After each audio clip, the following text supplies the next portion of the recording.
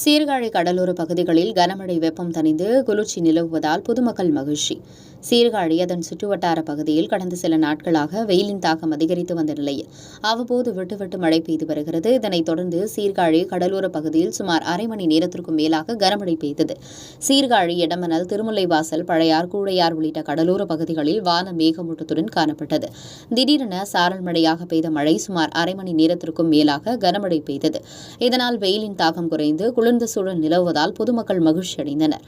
உங்கள் பகுதியில் உடனுக்குடன் முக்கிய செய்திகள் உங்கள் விரல் நுனியில் காண உங்கள் தவசி நியூஸ் 24 சேனலை காண தவறாதீர்கள். உங்கள் சீர்காழி செய்தியாளர் சாமி பத்மநாபனுடன் உங்கள் தவசி ரமேஷ்.